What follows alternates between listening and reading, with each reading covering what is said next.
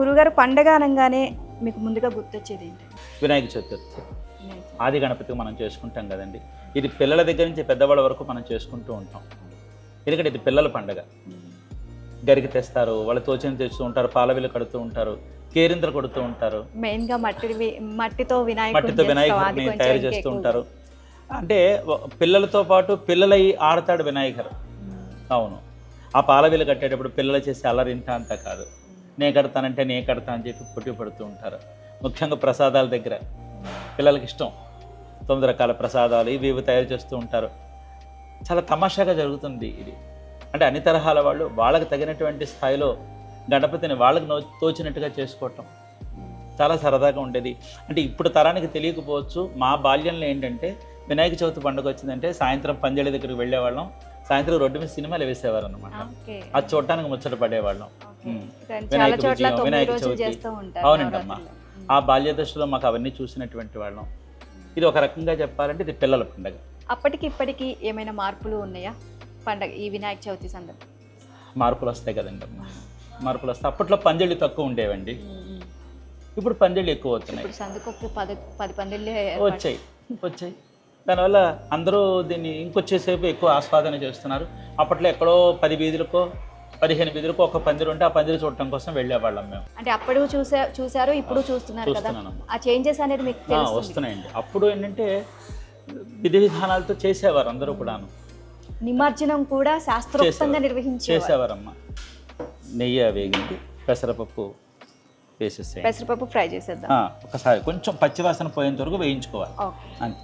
మొత్తం వేసేసేయండి, వేసేసి ఒక సెగ వేయిస్తే చాలు. మనం కొంచెం పచ్చివాసన పోయేంత వరకు మాడిపోకుండా. వినాయకుడు రూపం, అలంకరణ, ఆ తయారు చేసినటువంటి విధానం చూస్తే చాలా ముచ్చట కలుగుతూ ఉంటుంది అనమాట. చాలా ఈ మాత్రం వినాయకుడు మనకుంటే సరిపోతున్నాం వాడు, అది కొంచెం పెద్ద వినాయకుడిని తీసుకుందాం అని ముచ్చట, బహుముచ్చటండి పండుగ. ఈ నైవేద్యాలు సమర్పించడం, పూజ చేయడం ఇవన్నీ మామూలే. ఇంకా ఇంకేమైనా సెలబ్రేషన్స్? పార్వతీదేవికి పూజ చేయాలండి. అవునమ్మా, ఎందుకంటే ఆ తల్లి కరుణ చేతే వినాయకుడు ఆవిర్భావం జరిగింది మనకి. కాబట్టి మొట్టమొదటి మన వినాయక చవితి పండుగ రోజున మనం మొట్టమొదటి పూజ చేయవలసిందంటే వినాయకుడికి కాదు, అమ్మ పార్వతీదేవి. అమ్మ పార్వతీదేవిని కొలిచి అప్పుడు వినాయకుడిని మనం పూజ చేయాలి. ఆ తల్లి కొడుకుని ఇద్దరిని ఒక చోట పెట్టి పూజ చేయాలి. అవును. పాలవెల్లి అనేది ఎందుకు కట్టాలి?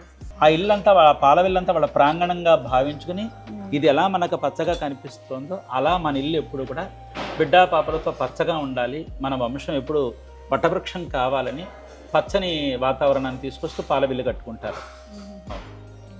ఈ పెసరపప్పు వేగిందండి, పచ్చివాసన పోయింది.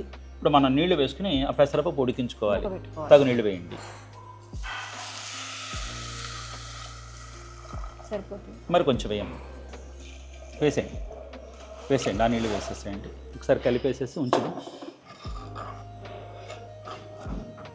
ముందుగానే వాటర్తో ఎందుకు, పాలతో ఉడకబెడితే సరిపోతుంది? ఉడకబెట్టచ్చు, బాగానే ఉంటుంది.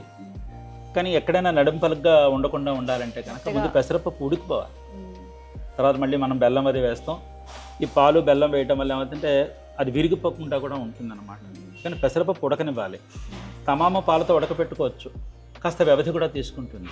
అది పాలు నీళ్లు కలవాలి, బిడ్డా పాప కలగాలి. ఇది పెద్దవాళ్ళ సామెత అన్నమాట.